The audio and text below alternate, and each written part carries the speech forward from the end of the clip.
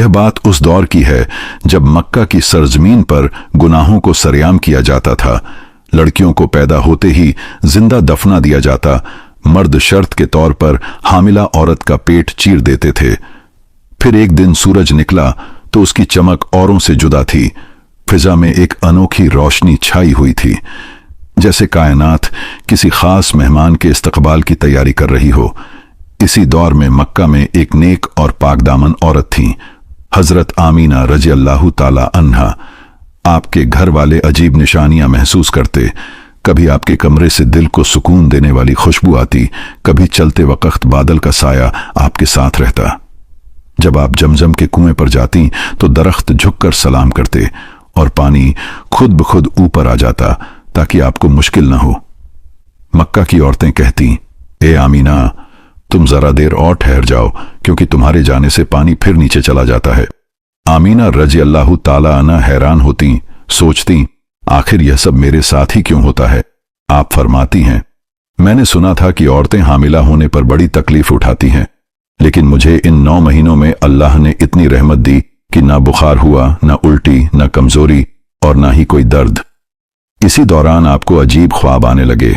एक ख्वाब में आपने देखा कि आपके जिस्म से एक नूर निकला जो पूरी दुनिया को रोशन कर रहा था।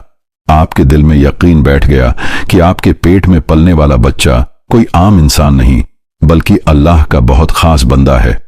उधर हजरत अब्दुल मुत्तलिब, नबी करीम के दादा, दिन रात काबा का गिलाफ पकड़कर दुआ करते, या अल्लाह, मेरा बेटा अब्दुल्ला अब इस दुनिया में नहीं रहा, लेकिन उसके घर में एक बच्चा आने वाला है।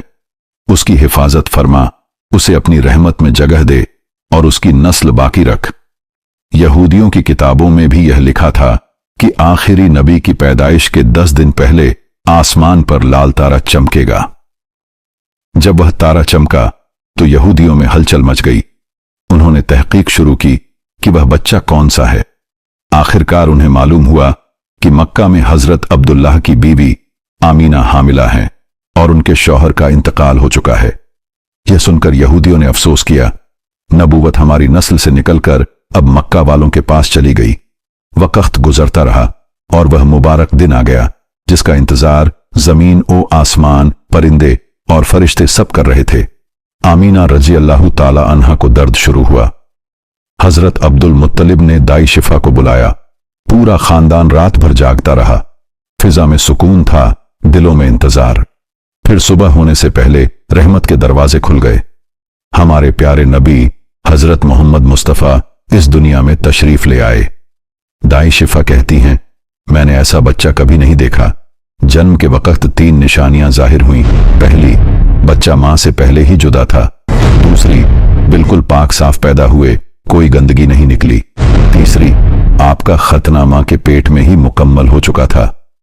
हजरत आमीना रजी अल्लाह ताला अन्हा फरमाती हैं, जब मैंने अपने बेटे को गोद में लिया तो देखा कि आसमान के तारे झुककर मेरे बच्चे का दीदार कर रहे थे। एक नूरानी बादल आया और मेरे बेटे को गोद से उठा लिया। फिर आवाज आई, ए जिब्राइल, इसे तमाम अंबिया की खूबियां अता करो। यूसुफ की खूबसूरती, अय्यूब का सब्र, इब्राहिम की दोस्ती, दाऊद की मीठी जबान और सुलेमान का इल्म। कुछ देर बाद वह नूरानी बादल लौट आया और बेटा फिर मेरी गोद में आ गया। दाई शिफा ने खुशी की खबर अब्दुल मुत्तलिब को सुनाई। वह दौड़ते हुए आए और पोते को गोद में लेकर काबा की तरफ चल पड़े। लोग पीछे पीछे नारे लगाते और दुआएं देते। काबा के पास पहुंचकर अब्दुल मुत्तलिब ने आसमान की तरफ हाथ उठाए और कहा, ए अल्लाह, मेरे पोते को सलामत रखना, लंबी उम्र देना और बड़ा इंसान बनाना। फिर सबके सामने ऐलान किया, मैं अपने पोते का नाम मोहम्मद रखता हूं। मक्का के लोग हैरान हुए और बोले, हमने ऐसा नाम पहले कभी नहीं सुना। अब्दुल मुत्तलिब मुस्कुराए और बोले, एक दिन यही नाम पूरी दुनिया मोहब्बत से लेगी। अगर आपको यह वीडियो पसंद आई हो तो इसे लाइक करें और चैनल सब्सक्राइब जरूर करें।